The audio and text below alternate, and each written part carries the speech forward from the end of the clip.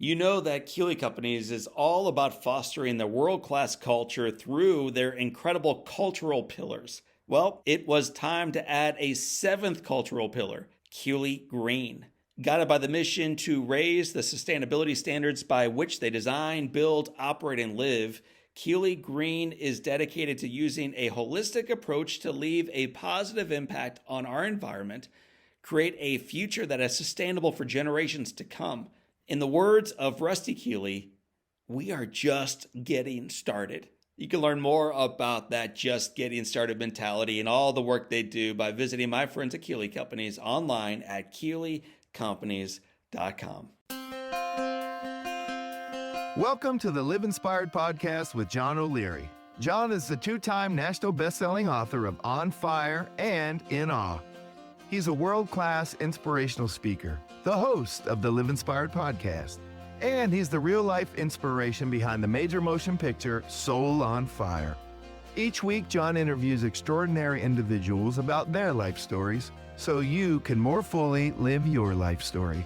Here's your host, John O'Leary. Well, hello, my friends, and welcome to the Live Inspired podcast with John O'Leary.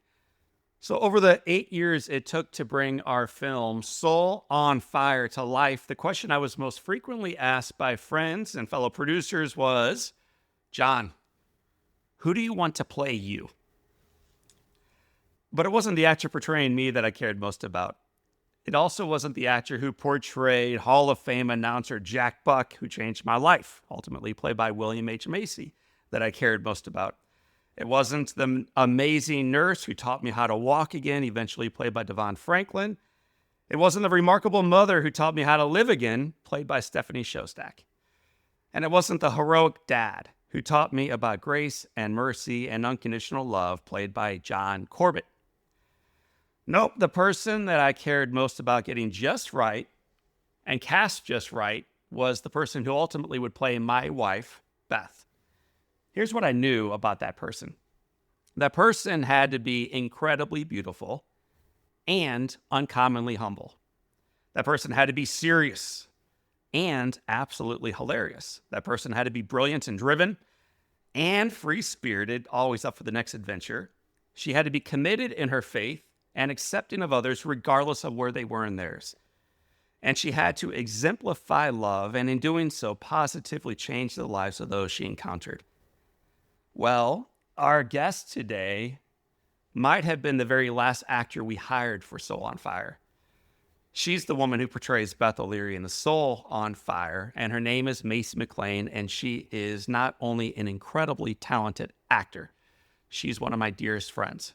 So I welcome my friend to my friends. Her name is Masey McLain. Masey, portrayer of Beth O'Leary in Soul on Fire, welcome to Live Inspired. Thank you. I can't believe you're here. You're in my town. Like, you flew across the country to come to my little town to sit here and have a conversation with me, and that blows my mind. Well, I told you, and I might as well just tell our friends, why keep secrets? Before going out to see Bill Masey and Corbett and Courtney and all the other leaders, I had some anxiety about the interview. And on the flight today and on the drive about an hour from the airport, there was zero anxiety. I was excited not for the podcast interview. Sorry, listeners and viewers. I was excited for my friend. So I'm looking forward to this. So tell, first of all, our listeners and viewers where we are. We are in Hogansville, Georgia. It is a tiny little town that me and my husband settled in, and we have the best community. You know, with my work, I travel all over the country like you do and film in different cities and states, but to have somewhere you call home with people you love and neighbors you call family is, it's something I never predicted for my life, never wanted for my life, but couldn't imagine not having. Like, anywhere in the world, this is home. When you meet someone in your new home, I'm always fascinated by this. You have so many job titles. So when they say, your name's Masey, Masey, what do you do? When they ask you that, how do you respond? I feel like I don't know. No, I'm an actor. And that's always kind of been my first love. I love, when it comes to my profession and entertainment, I love stepping into other people's shoes and telling their stories. Right. And like living out what it is to be human and the redemption that comes with being human. And to get to show that to people and audiences see themselves in characters, and then God uses that to change people's lives, has just always been so close to my heart and blows my mind. But I love doing that. I also now screenwrite. So I write movies, I write TV shows, and I'm a producer now. So kind of have a hand in all of it. And I do travel around the country and speak at youth conferences and women's conferences. And yeah, I wear a lot of hats, I guess. When you're not working, because everything you said there is mission driven and purpose led, but work. When you're not working, what do you like to do? Ooh, I love to cook. I think at the end of the day, cooking is my favorite thing. And I say this because I think with all that I do, it's a lot of loose ends a lot of times. Like, I mean, you've gone through, making a movie, and it's always just kind of like, when is it going to be done? Right. Like, it's like the longest birthing process ever. Yes. So to come home, like to be creative all day, but it not to be start and finish, but to come home and then to get to cook a meal and start it, and it be a creative process, but it end, and you get to like experience it and enjoy it for some reason, that just is very satisfying to me. Because as a creative, a lot of things are up in the air. Totally. Right? So I love cooking. I love being with my people, like hanging out with my family, going to an amazing dinner with my friends and sitting there for hours. That's home to me. Yeah. So we're going to leave that version of home and go back a little bit farther, a couple years back, a couple decades back. Let's start by first talking about your dad. I know what he did professionally. Yeah. I know sort of what he shaped personally, but I'd like to hear about his character. What was it about your dad that, looking back on it, you celebrate most about him? Oh, man. My dad, he's always been a hero to me. And I think one of my favorite things that I've always seen in my dad, and man, that's just impacted my life so much, is that he has always been unwavering in his stance on truth. And it's out of love of he never wavers because he wants people to see the truth and he wants people to come to the truth. And he's just kind of immovable in that because of his love for the Lord and his love for people. And I've seen him walk through that, and it cost him greatly, and never waver. Wow. Because of how much he loves God. And I think I've always looked at that as courage and true, taking, like scripture says, to pick up your cross, and to actually live out your faith even when it's not popular or even when it's not exciting or cool. It's just living it out. And I think that's how he's impacted my life in a big way. Your mom, I know, is an excellent dancer, but she's also an excellent mother. Talk about your mom. Oh my goodness. So I get my free spirit self from my mom. My mom is like, oh my goodness, she's just always wearing something flowy, like she just lights up a room when she walks in. She's so creative. She hates small talks, which is one of my favorite things about her. Like, she'll say this, like it's like so awkward for her. She's like, she would love you because you just pierce through all of that and you get to the heart of people. But my mom loves a good, deep conversation. Everywhere we go, she witnesses to people. She is sharing the love of God with people literally everywhere. A grocery store, it used to embarrass me. Like, I'd be like, Mom, can we just eat at this restaurant without you saying stuff? Now my assistant / best friend is exactly like my mom and does that everywhere we go. Her name is Jess. And we'll be at a restaurant and she's like witnessing to everybody. And I'm like, I love it. But it's just so cool because it's their gift. Like, they're an exhorter. But I've always seen that in my mom. And she just loves people so much and wants them to know that they're loved by God. And I love that about her. So I'm one of 6. That's so great. I believe you're one of 4. I'm one of 4. Yeah. What was it like growing up in this tangled web of 6 human beings? Pretty close in age, you guys were. Yes. I mean, I think one of my favorite things is we're all best friends. Like, to this day, we call each other all the time. Like, we are each other's best friends. And we've always been close. My sister has always been my just absolute, like, best friend in the whole world. But it was crazy because we were a preacher's family and, we didn't have, so like going out to eat was a massive deal. Like, we went out to eat like once or twice a year and it was like the biggest thing ever. But we never, at least I think maybe we all have different experiences, but I never felt that. Like, I never felt like we didn't have a lot. Did you feel like eyes were watching you when you went in restaurants and grocery stores? Because we were the preacher's family? Because of that, yeah. Yeah, for sure. I mean, I think sometimes, there was this. And my parents would even say there was this time of like almost getting caught up in that at times of the appearance you have to put on. And that's not what God asks of us. Right. We're all broken people and none of us are polished, you know? So I think even my parents will look back and say, hey, that time of our lives when we tried to put on a front, that's not good. Like, we came out of that. We're all just in this together because we're all broken people that need the love of God. What were you into before you got into acting, before you kind of discerned? Sports. Yeah, sports. Oh, I was a runner. So I was actually, fun fact that I don't think hardly anyone knows, I was like a really intense runner. Like, they were prepping me to train for the Olympics. Oh my gosh. It's funny, when I was little, I was bow-legged, like severely bow-legged. The doctor was like, she's going to be a really fast runner. Like, anyway, so I became a fast runner. But it's interesting. I hated the pressure, the competition of trying to win a race. I don't know why, but I hated it. And it's funny because everything I do is like I'm having to compete to get a role, Totally. right? I'm having to always be in front of a camera. I'm having to always be in front of people. And that doesn't bother me. But for some reason, I never wanted to continue on towards trying to be a runner. I think God just redirected my path. But it was something I loved. I played basketball. I love basketball. Big Caitlin Clark fan over here. If there's anyone that I can play again that's just true character, Caitlin Clark, hello. Perfect. And yeah, and I always grew up cooking. I would get cookbooks for Christmas and I would cook at night for my family. You struggle under the pressure, but then you get into theater. Yeah. And that doesn't seem to No, coalesce. and that's funny. Like, I loved it. Like, I felt like I came alive disappearing into these other characters. It's Like, interesting. and I love that about being on set. Like, I can be on a set, and if I'm about to do a heavy scene, I will go off into the corner, and Jess is sitting right here. She's seen me do this, and like just start crying, and I don't care that 10 people are watching me and being like, what is wrong with her? Yeah. And I'm just like, I'm in my own world. But there's something about disappearing into these characters that just, I don't know, it makes me come alive. I love it. I don't know 15 why. years of age, Yeah. you shift from live theater into in front of a camera, Yes. which, my work primarily puts me on stages. Yeah. And I love that it's one and done, and you give it everything you've got, and you are done for the day. Yeah. You went into a very different lane, Yeah. and you chose it. What do you like better about it?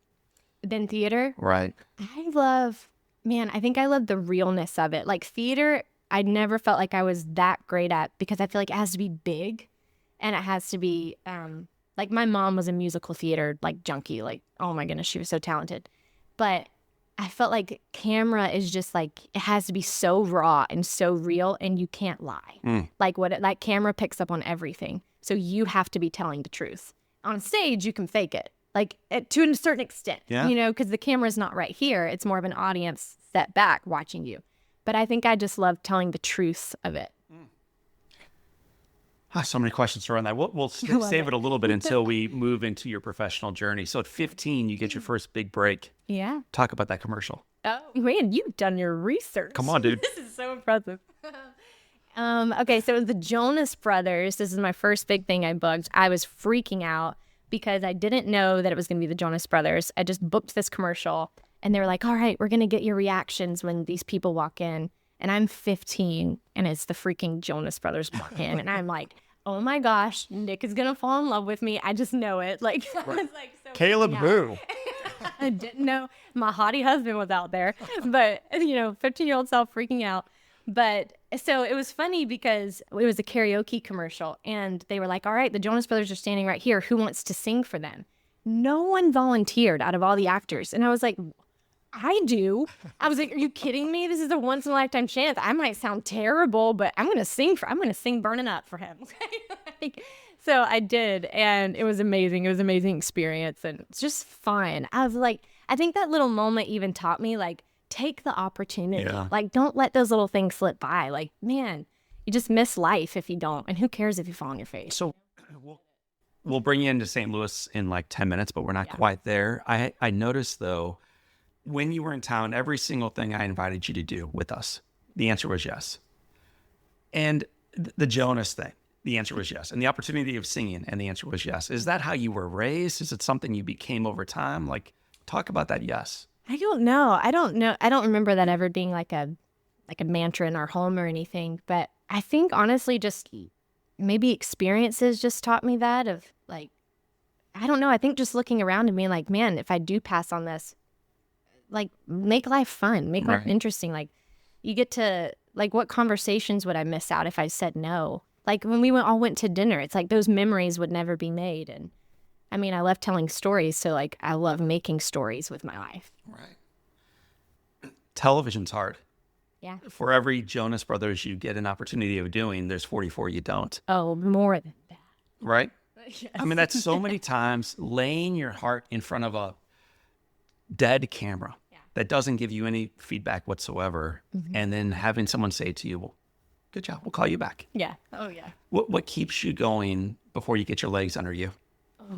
Like, after all the To rejections? be rejected a second time, a fifth time, a 10th time, a 20th time, a 30th time, and you keep on showing up.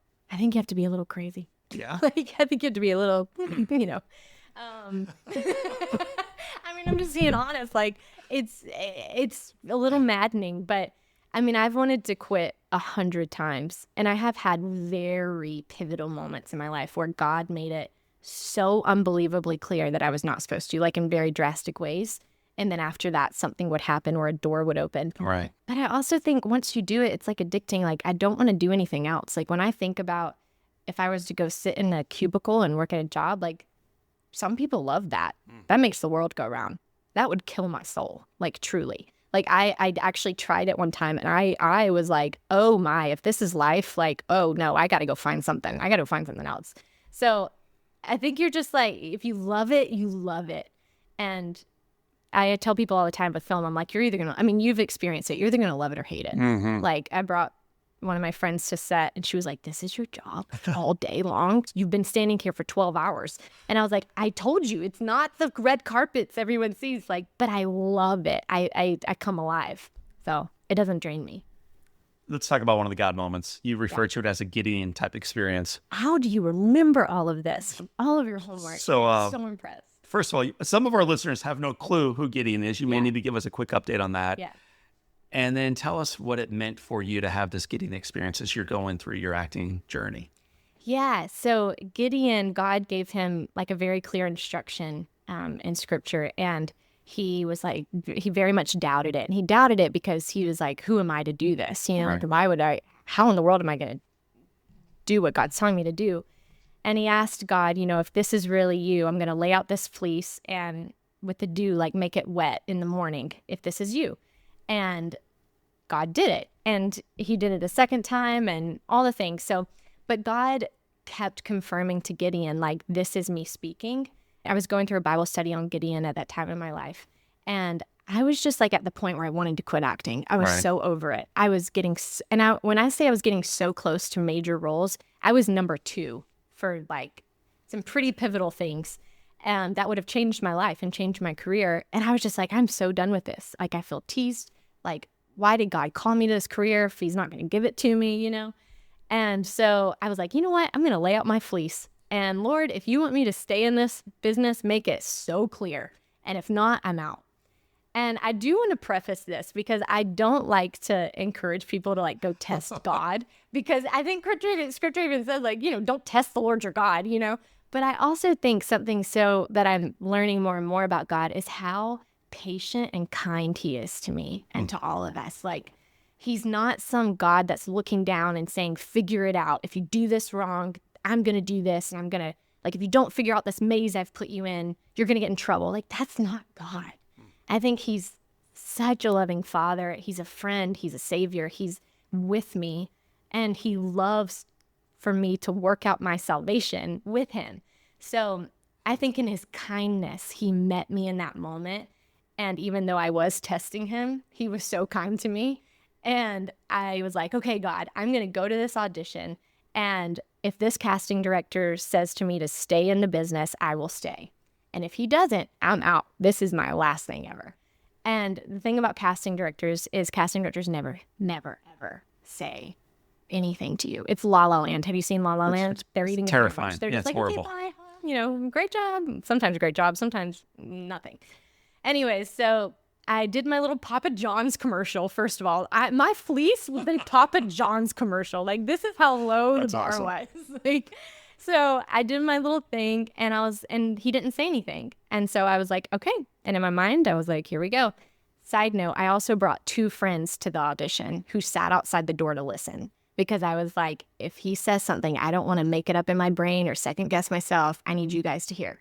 So this room of auditioning is filled with all these girls that look just like me, because we all look the same going into for the same role. And then there's my 2 friends, and the casting director was like, "Why are your friends?" Yeah. And I'm like, "Don't worry about it. It's fine. Shook my fleece. Like, no big deal." Anyways, I put my hand on the door handle to leave, and he says, "Masey, wait." And I was like, "Excuse me." And he was like, "Don't quit. This is gonna be a really great year for you. Don't quit." And I was just floored because, again, God in his kindness and just entered that room and spoke through this person who I don't even know if they know God, but it was so amazing. And I walked out the door and my friend's eyes were literally like 3 times the size. And we're all like, the fleece, God answered my prayer. And these girls are staring at us like, what the heck is wrong with these people, and we're just jumping up and down. But yeah, after that, I ended up a process of auditioning for the lead role in I'm Not Ashamed, which was a movie that changed my life. And I can't believe I got to be a part of it. So God kept me in it. That's such a good story. Yeah. All of it. And it's leading you into this important role. Talk about who Rachel is. Oh my goodness. So Rachel was truly a normal kid. That's my favorite thing about it. Right. There was nothing magical, special, about her. She was a normal girl that decided to live her life for Jesus.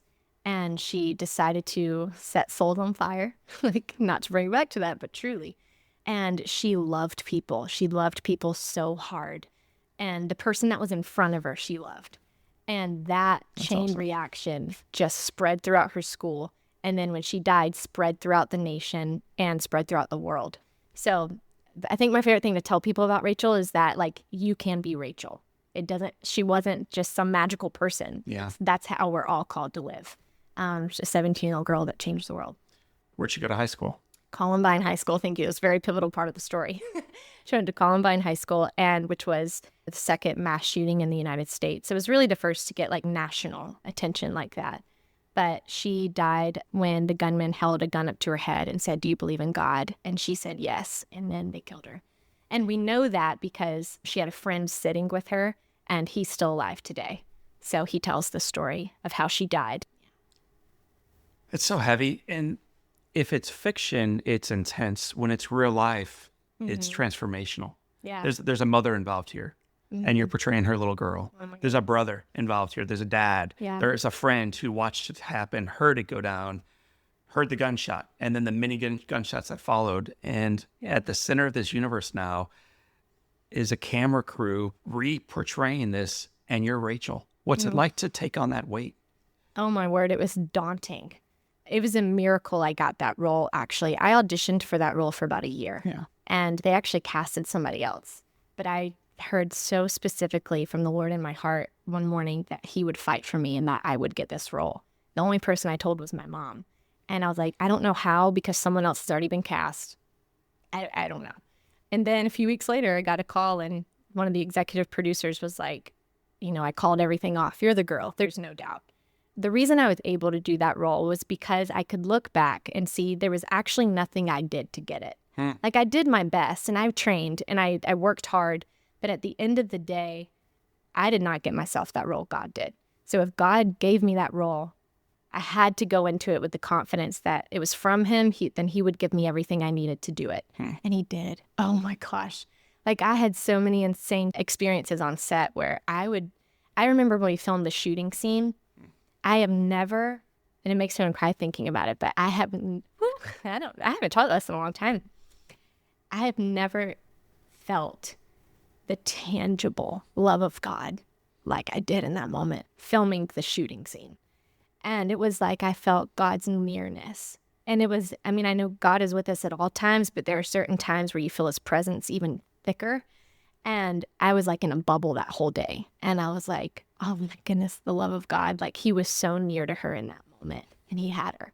She wasn't scared, I don't think. So yeah, wow, I haven't talked about that in a long time. You got me crying. You were told, well, first of all, feedback from the film. Yeah. What have been some of the responses from young folks and teachers and community members who've watched the film? Incredible. I mean, our prayer going into it was that we prayed that people would go see that film or click on it with streaming and not even know why. Right. So I had messages and producers had messages. There was like one in particular that sticks out was like a firefighter that was like, just like not the typical person that would go click on this movie. Like you see me on the cover, it's like a girl, like. You're 9 years old, I think, at that time. You were so youthful young. looking. Oh, no, I'm old. Right. She plays senior citizens that marry John O'Leary. She's really gone downhill since. I can't.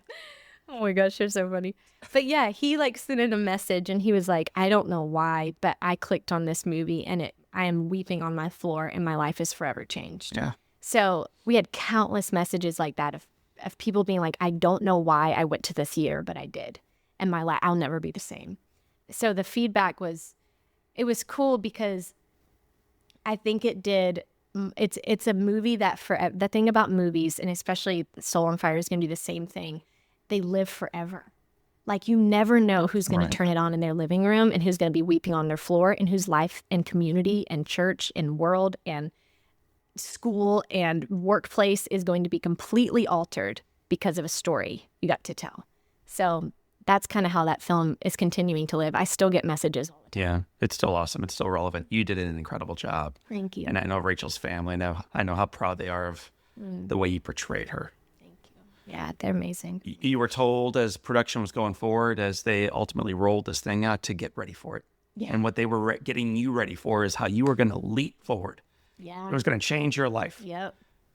And they were sort of right, but not in the way they anticipated. 100%. Talk about that. Yeah, so that was a little disorienting. I had so many people tell me, you're going to blow up after this. And your career is going to just skyrocket. There was one person that pulled me aside. Her name is Meredith Andrews. She's a contemporary Christian singer. And we were having lunch and she stopped and she was like, Masey, I don't know why I feel like I need to tell you this, but if things don't happen like everyone's saying, you're okay. Like God's doing something unexpected and it's not going to look like what everyone's saying. And I was a little bit like, no one wants to hear that. You want to hear that you're going to take off. It's going to get really bright in there. You worked so hard and you're like, man, I want to hear. But when she said it, it was like something in my spirit knew she was right.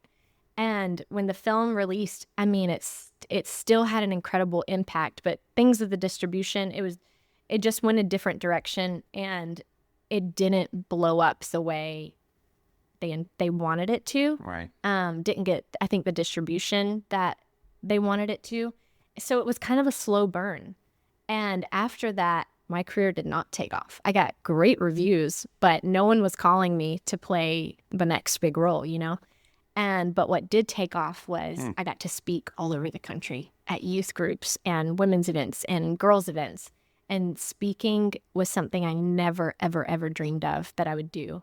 But that's what came out of it. That's what God did. And so that was like years of honing that in and getting to share the message of that movie and what God had been doing in my heart. And then that led into different film stuff. But there was about a 4-year gap where I was just kind of like in no man's land film-wise. And I was like, am I ever going to act again? Like, at least something take off, Right. So it was hard. Oh my word, it was hard. It felt like a wilderness and I was so confused. But I also knew God was doing something and I knew the speaking was the route I was supposed to go at that time. It's impossible to imagine the future different than the present we're currently living. Yeah. Had it taken off, do you see now more clearly how that could have been negative in your life? Yeah. I do think I never would have realized how much I love communicating at these youth groups and at these conferences. I never would have realized I loved teaching. Like all those things that God honed in that season of my life never would have happened. I would have just gone film to film to film to film. Right. And so now it's kind of ingrained in what I do and goes alongside my film work. Right. So yeah, there's a season for everything, right? Like Ecclesiastes says that. Like there really is a season for everything. It's just not the seasons we want, but they're what we need. So here you are speaking and writing and speaking to youth groups, and you decide, you know what, it's time to go all in. I'm moving out to LA. Yeah. Why make that decision?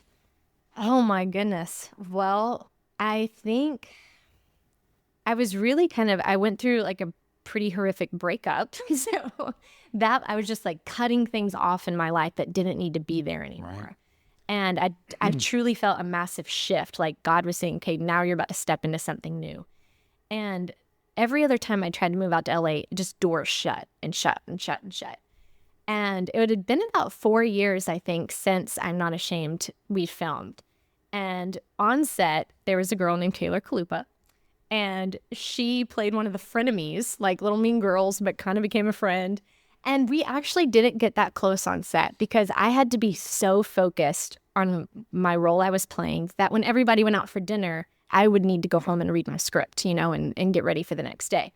But during filming, she told me, she was like, listen, if you ever move out to LA, you can live with me.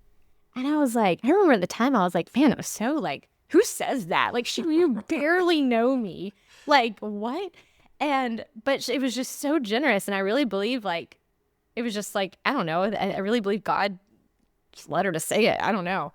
And so I called her up out of nowhere and I was like, hey, it's Masey. Can I come live with you? Masey McLain. Yeah.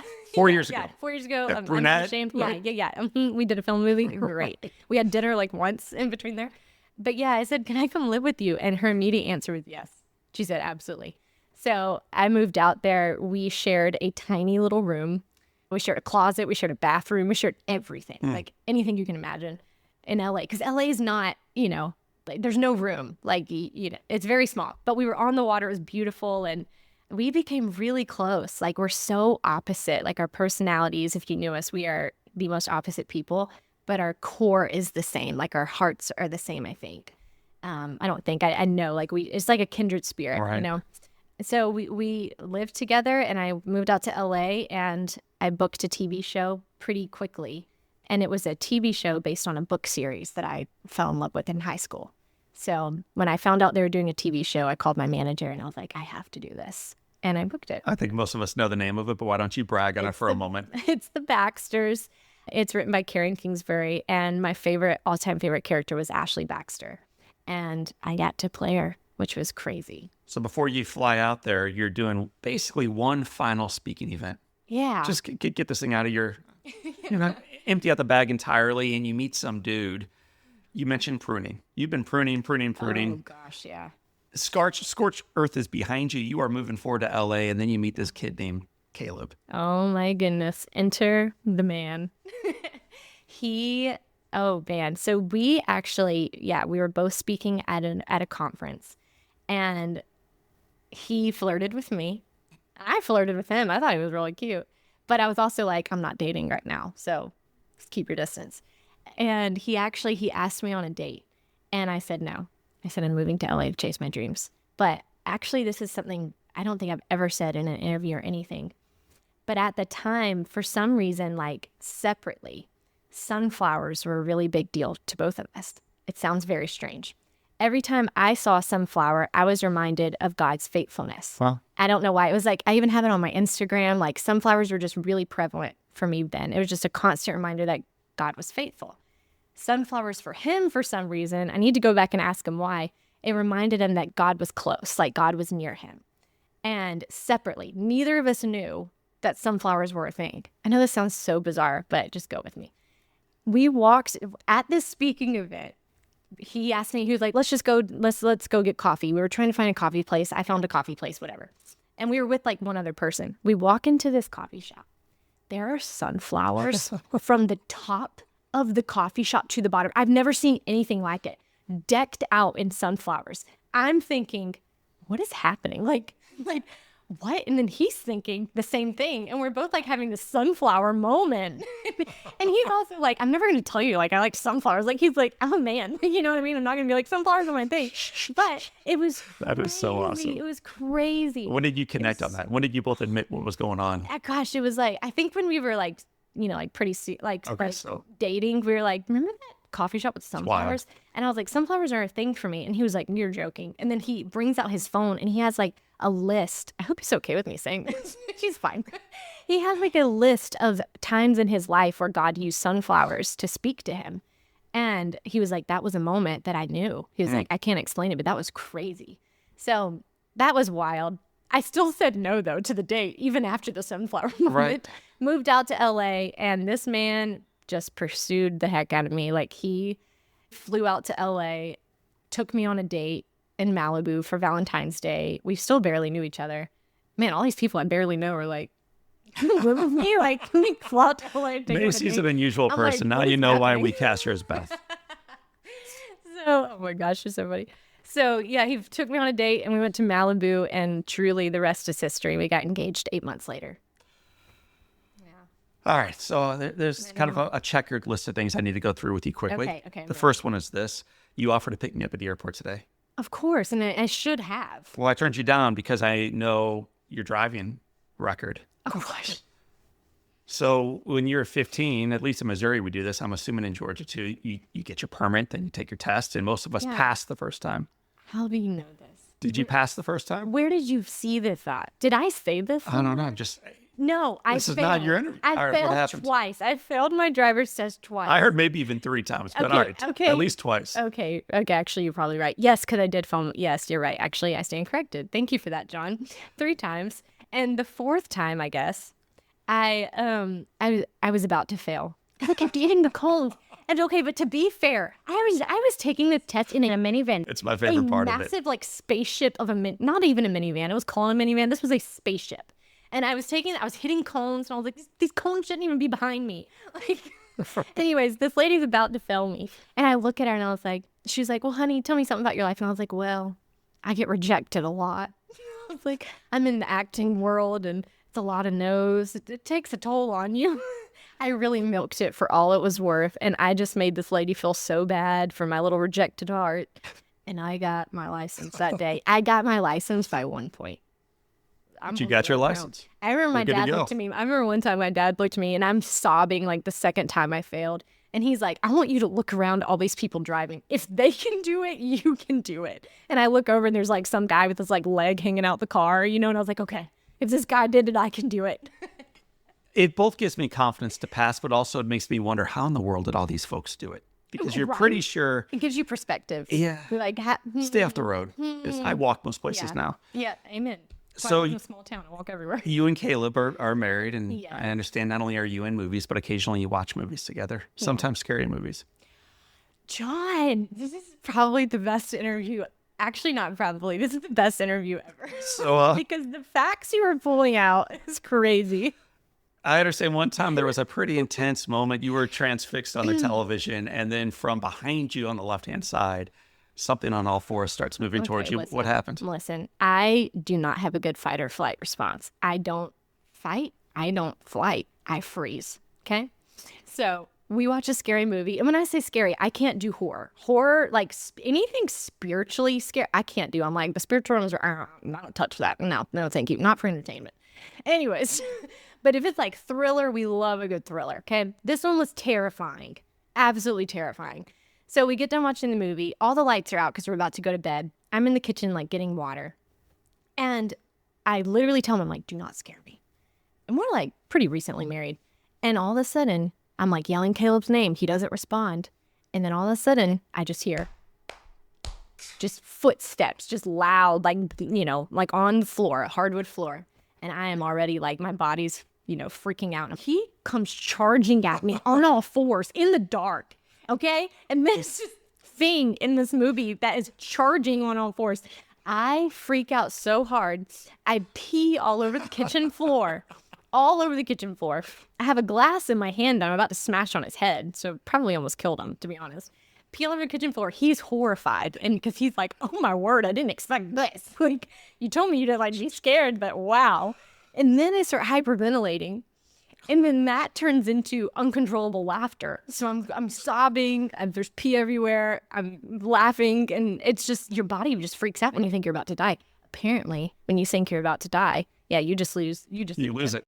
So, anyways, he learned a pretty big lesson that day, not to scare me. Right. Because I don't have a good romantic response. comedies from now on. We're working on it. He's my protector. I'll say that. Romantic comedies. Well, maybe not, because he shared with me a couple things. He shared with me a couple more stories. I'll only ask you about one of them. You fly a bunch for work. Yeah. And occasionally you give advice to other passengers about cell phone usage. Did you talk to Caleb? I don't know. I am dying. Oh, this is So what's the advice you gave around cell phone This is so usage? embarrassing. This is so embarrassing. I can't believe you're asking me this. I love it. Okay. I was on a flight, thought I was doing a good deed, all right? I was sitting next to this older woman who was on her cell phone. Was I in my 20s? Was this like maybe not that long ago? Potentially. She was sitting there and she was on her phone and we're about to take off, all right? I was always told that you need to always put your phone on airplane mode because it is a very serious issue. It is a serious issue with your phone bill. It's not something to be trifled with, all right? So she's still working on her phone, texting her husband, and I'm just so concerned for this woman. And I look over and I'm like, man, like we're on the runway. Like we're taking off. I'm like, man, you've got to turn your cell phone on airplane mode. If you don't, when we're in the air, and we're flying like 2 states away. I was like, if you don't, when we're in the air, you're going to be charged thousands of dollars. And your phone bill is going to freak out. It's not going to be good. And she is like, oh my goodness, I can't believe you just saved my whole phone bill. Oh my goodness, I'm doing it right now. I'm doing it right now. And she's like turning off and I'm like, I just did the best deed ever. And she was like, I'm going to tell my husband when I get home. I sat beside the sweetest young lady that helped me, not get charged thousands of dollars when we're in the air. I didn't even know you had to do that. I didn't know that was that big of a deal. And I was like, it's a very big deal. It's a very big deal. So we land and I call Caleb and I'm like, I'm real proud of myself. I tell him the story and he's like, hey, you okay? None of that's true. I don't know who I married or where you get your information from, but you're not charged thousands of dollars in the air. And my father-in-law works for Delta and I know nothing about this stuff. So it was extremely embarrassing, but I thought you were charged thousands of dollars if you didn't put your phone on airplane mode. So if anyone out there thinks that, you're not, you're safe. But it is good for the plane to turn it off, so still turn it off. That's your public safety announcement today from Masey McLain. I'm glad you're not a flight attendant. I'm glad you are in entertainment, which leads you and me to be on this couch together today. Eventually, you get an opportunity of participating in Soul on Fire. How did it first show up in your lap, and how do you prepare to even read for a character like Beth? What do you do for that? Oh, my word. Okay, so this, again, is crazy how I got this role. I really got a call from my manager, and I'd never even auditioned for this. And he said, hey, you're like in the very top runnings to play this role of Beth O'Leary in this true story. And it's pretty amazing. And I was like, what? Like, how? I didn't even audition. Right. I didn't think anyone was even considering me, because it was like, I just filmed the Baxters, but it hadn't come out yet. I was feeling stagnant again. Again, I was in a very wilderness type season, it felt like. And I was like, that doesn't make any sense. And then he's like, you and the director want to Zoom. And I was just like so thrown off, but I was like, God, okay. And I read the script and I was like, oh my word. Like, I think I'm supposed to do this. Like, I think this is mine to do. And I just fell in love with Beth. I fell in love with this story. And I was like, there's no other story I want to tell. Like, I have to be a part of this. And then I got the role. So I'll never forget in our audition, I don't know if you remember this, but I'm reading with Sean. I think I'm reading with Sean. Yeah. And all of a sudden after it, he's like, I don't know why I'm telling this, but he's like, Masey, can you like do the whole scene to like a lamp? Do you remember this? And I was like, okay. And he's like, just do the whole scene to like a lamp.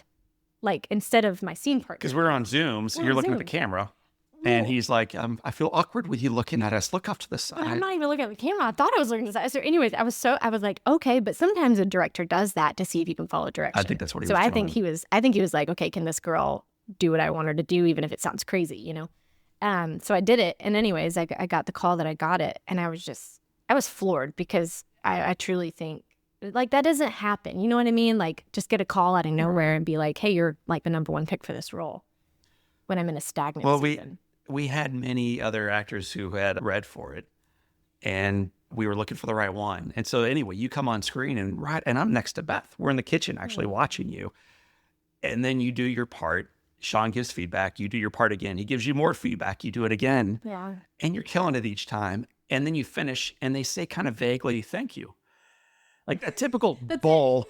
So finally, like I unmute myself and I'm like, I don't know about anybody else, but that was awesome. And I appreciate you doing that. And you saying that just made it just made all the difference and made my entire world. Because again, you don't get that as actors. Well, it's crazy that they are so locked up. They can't be honest. Yeah. So anyway, that was awesome. Bringing you into St. Louis was a blast.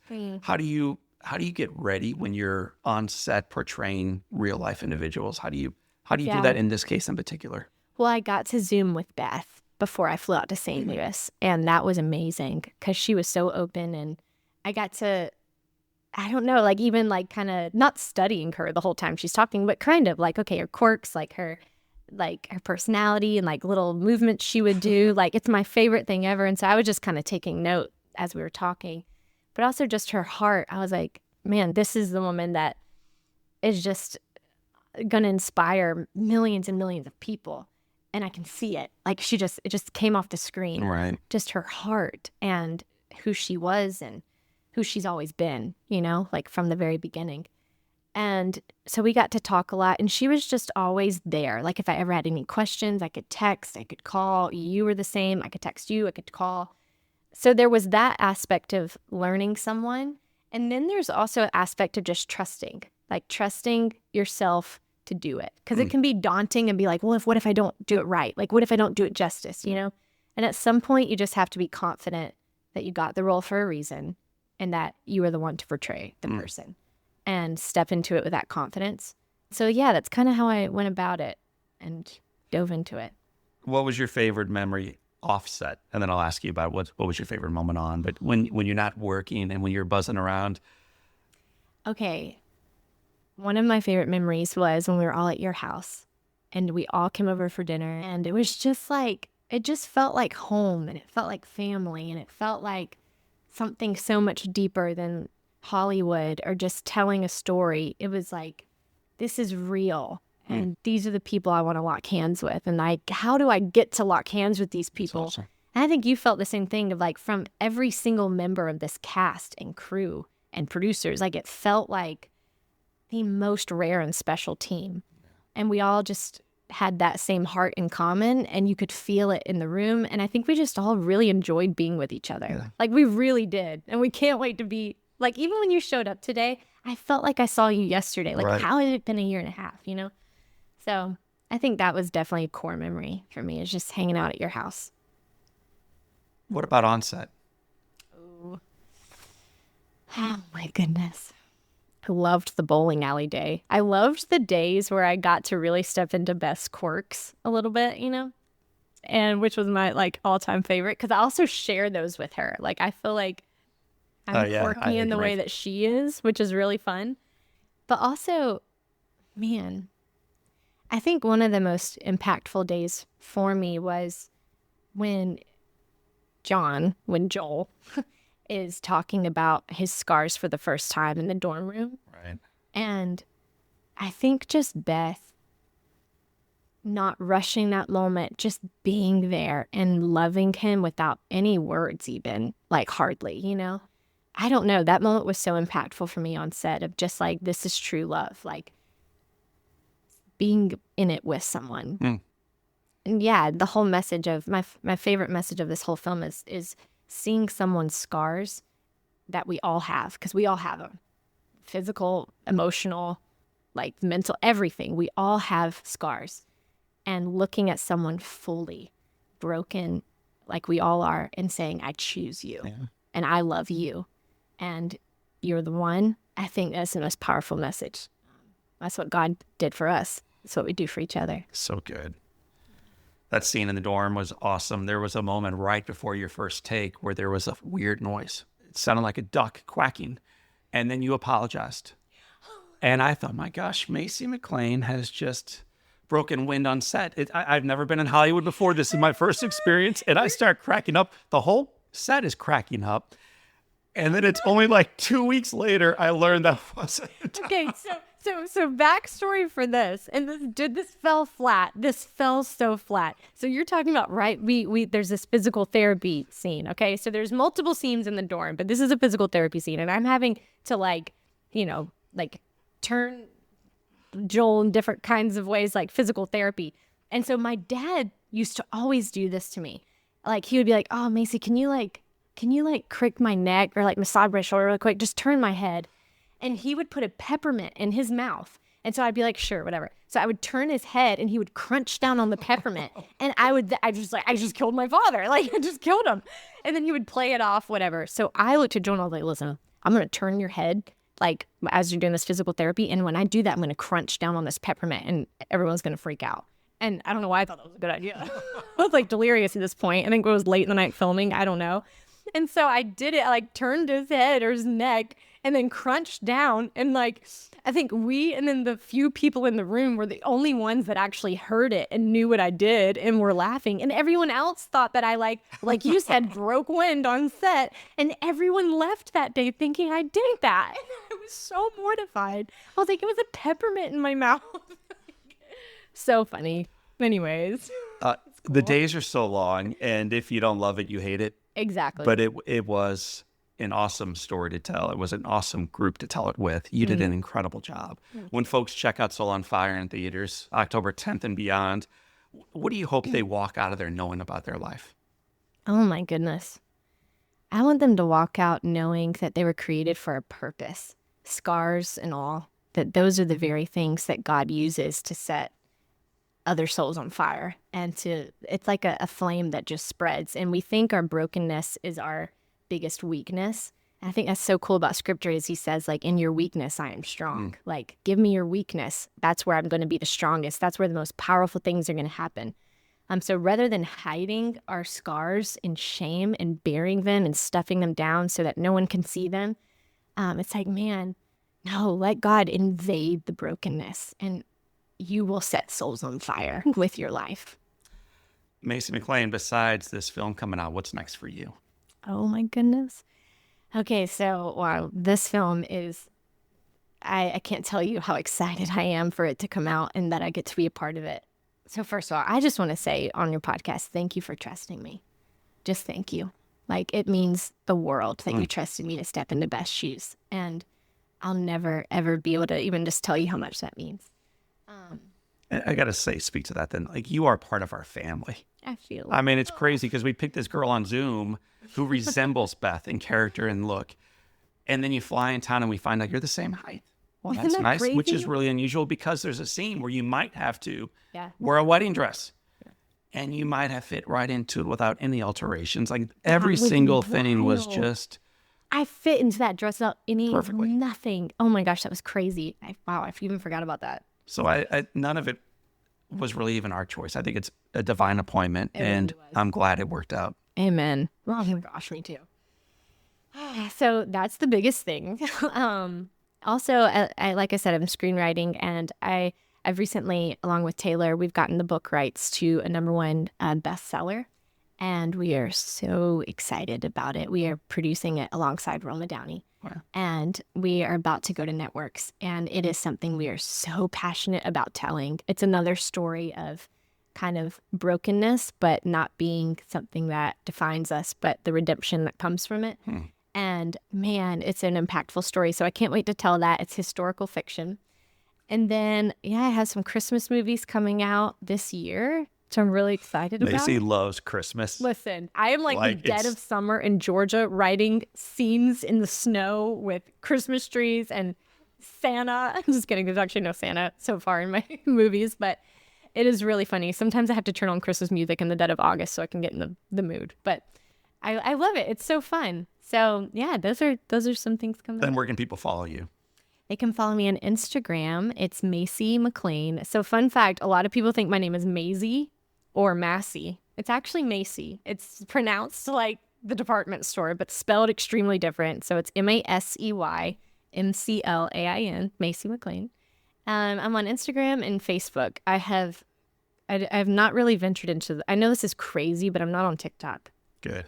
Isn't that crazy? But Stay at true. some point, I had to like trim some of it away. I was Right. like, Prune. I You gotta gotta prune. focus in.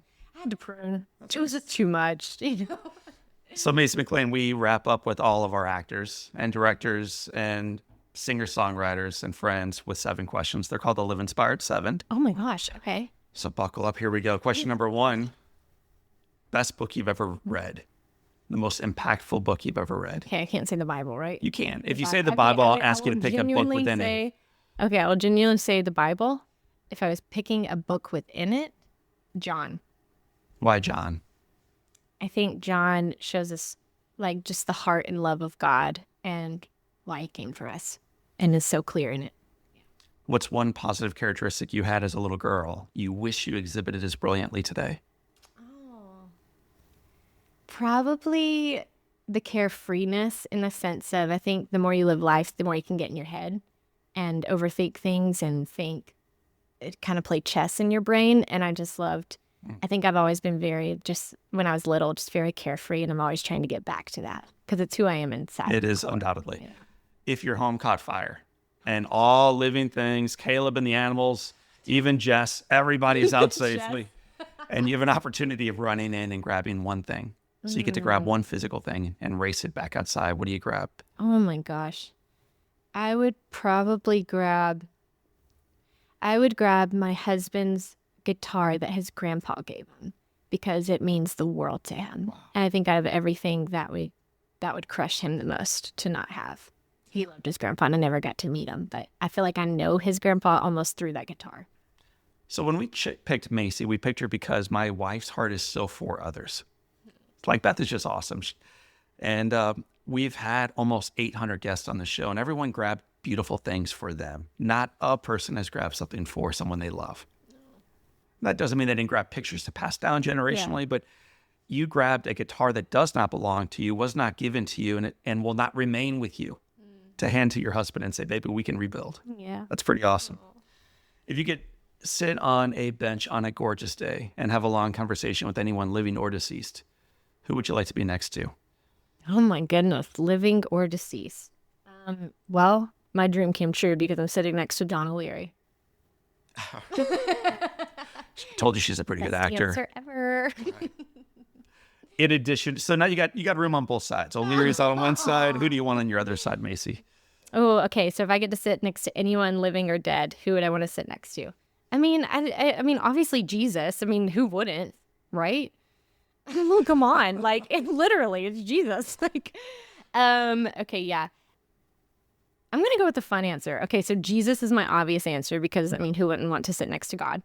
I'm gonna go with Caitlin Clark right now. How about you're after this? I'm after it. All right, well, it's in the universe now. We're gonna strive to make it happen. So Caitlin Clark and Jesus are partying with Masey McLain in Georgia. This is a weird bench. Like, I'm ready to play some basketball. Let's go. What's the best advice Caitlin, Jesus, or anybody else ever gave you? So the best advice Masey McLain has ever received is... Best advice. Oh, okay. One of my favorite pieces of advice is to be spiritually selfish. And that sounds a little crazy, but actually I think Priscilla Shire's the one that said it. And it means like, do what you need to do to fill your soul.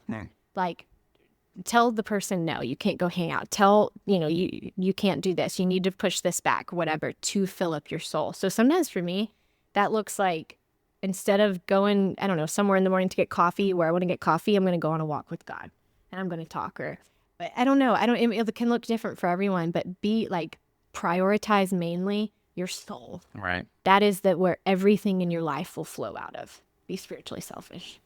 If you could go back in time a couple of years and whisper some wisdom your way at age 20, what does that little girl need to hear? Oh my goodness. Oh, poor 20-year-old Masey. She was struggling. I think Masey would need to hear at 20 to cut off some things in her life. Relationships that were not good and that she knew were not good, and to trust that God has the better thing. Masey McLain, star of Soul on Fire. It has been said that all great people can have their lives summed up in one sentence. Oh my goodness. How would you like your one sentence to read? Oh, I actually know this. I want, at the end of my life, I think the one sentence I'd want it to say was Masey walked with God. And that hit me because I was reading in Genesis, there's a guy named Enoch, and he lived over 300 years. And these people were brilliant. I don't believe these people were cavemen. I think they did amazing things. They probably built amazing things. They had minds and brains and souls and hearts. And out of all the things he probably could have done in 400 years, the one sentence that defined his life was Enoch walked with God. And I was like, man, that's what God decided to put in scripture about him. And I want that to be said, like, not all the accomplishments, because at Right. the end of the day, I think the purpose of our lives is to walk with God. I think it's very simple. I think everything flows out of that. Masey McLain, actor and writer and singer-songwriter and friend. Thank you for walking with God. And thank you for walking with me. And thank you for portraying Beth so that the rest of us might be liberated to walk with God also. It's a real gift that you gave us, and I can't wait for people to check it out. Thank you. My friends, that is the voice and the life of my friend Masey McLain. My name is John O'Leary, and today is your day. Live inspired.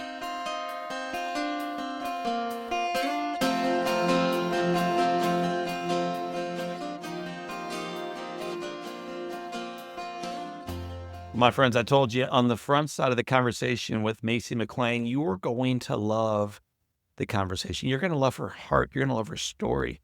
And I think after hearing it, you are more clear than ever that through faith, through family, through a little bit of laughter and some effort, we can not only overcome the difficulties we face in life, but we could do great things, not only in our lives, but also the lives of those that we serve. Masey McLain is an incredible reflection of that.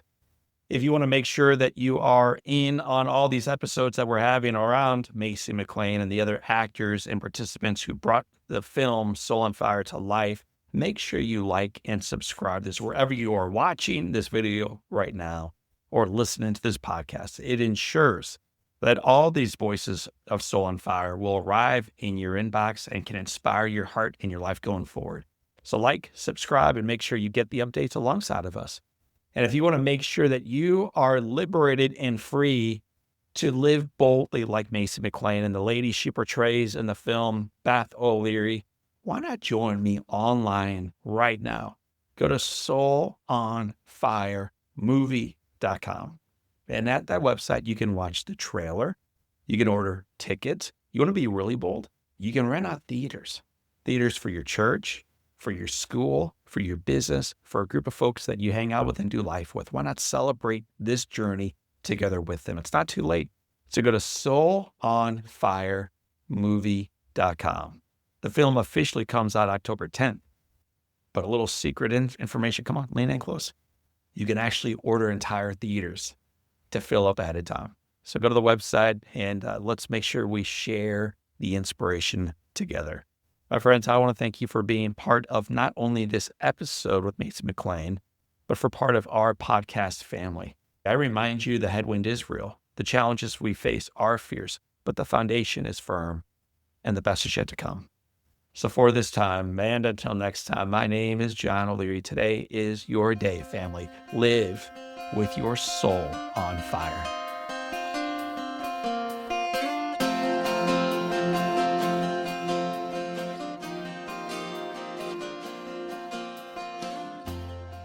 Keeley Companies was started almost 50 years ago by the one and only Larry Keeley. What started as a small family-owned paving company in St. Louis has grown to a nationally known full-service construction, development, and restoration partner. Larry the Legend, as he is affectionately known, has been a part of this growth every step of the way and continues to provide guidance as his son, Rusty, my buddy, drives their vision and achieves results on purpose. His unwavering foundation of a family culture with a focus on people has gotten Keeley Companies to where they are today, and their journey is truly just beginning.